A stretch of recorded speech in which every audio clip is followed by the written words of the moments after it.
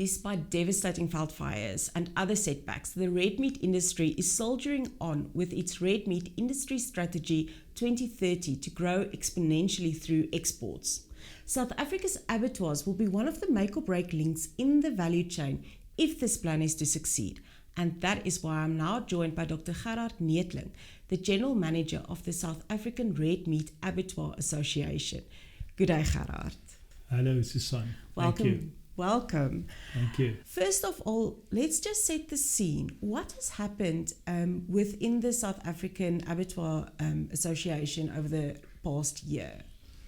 Well, Susan, in general, the South African red meat sector is under severe pressure, mainly due to the economic climate that we're in currently.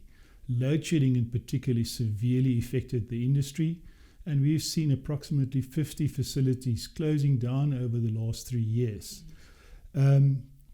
This is amidst, amidst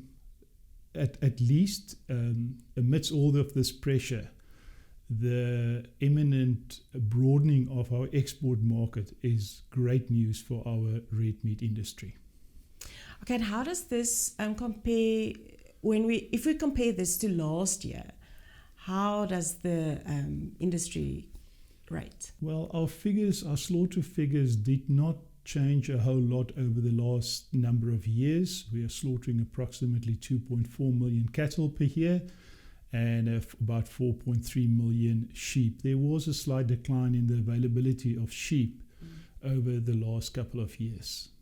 Okay, so if we have declining figures or we're more or less on the same level and we have this great plan to export, are we gearing ourselves towards export, or what are the actual threats standing in our way?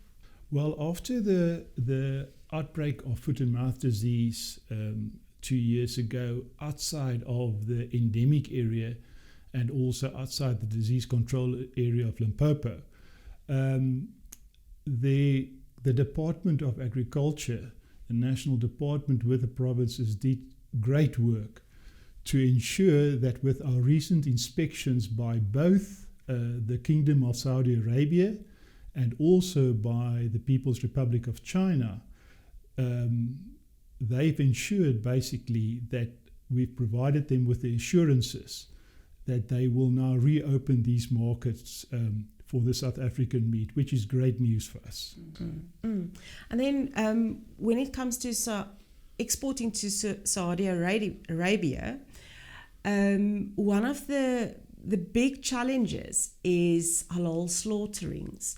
How exactly does halal slaughtering work in South Africa? Yeah, halal slaughter require the animals to be slaughtered in terms of the Islamic law. But the majority of our sheep and beef slaughtering in South Africa is actually already taking place in accordance with the halal requirements. This implies that there must be an accredited organization appointed at the facility where a dedicated Islam person is then cutting the throat of the animal, bleeding the animal. But this person will also supervise the effective stunning of the animal and will also ensure that, for instance, double stunning is not taking place. And these products will then not be suitable for halal purposes. At the same time, when cattle are slaughtered, the captive bolt may not penetrate the skull and cause any damage to the skull, although the stunning must still take place effectively. Oh, that's very interesting. And how does this differ from something such as a kosher slaughtering? Well, first of all, it's important to remember that the Meat Safety Act in South Africa allow, first of all, for an exemption for slaughter for own use. And then at the same time, it provides for religious slaughter, exemption for religious slaughter, and also for cultural purposes. In the case of kosher slaughter, there is a requirement where there must be specific equipment at the abattoir where the animal is restrained in an upright position. So it's a adapted stunning box where this animal is then in the upright position, the neck is extended, and this animal is then bled without stunning, but stunning will take place immediately thereafter, approximately 20 seconds after the bleeding of the animal.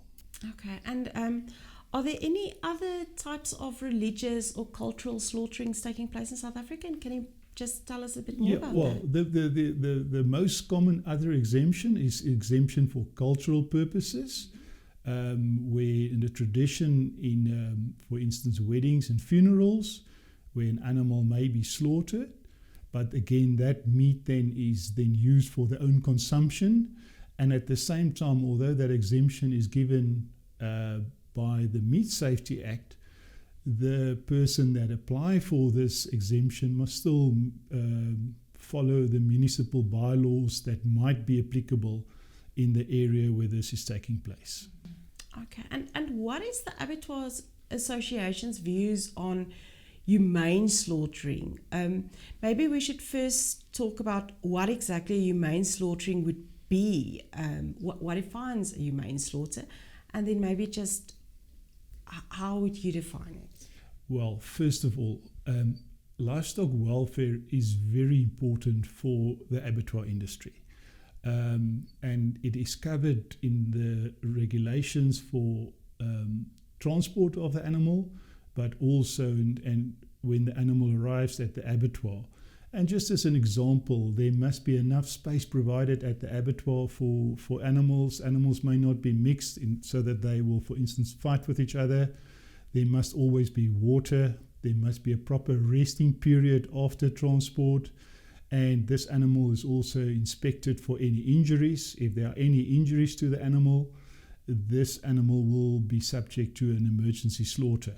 So this is very well looked after. We also have specific training programs for on animal welfare, on animal handling, that provide the necessary background and competency to the operators at the abattoir. I think the most important thing that we must remember as far as animal welfare is concerned, that proper animal welfare will always improve the quality of the product.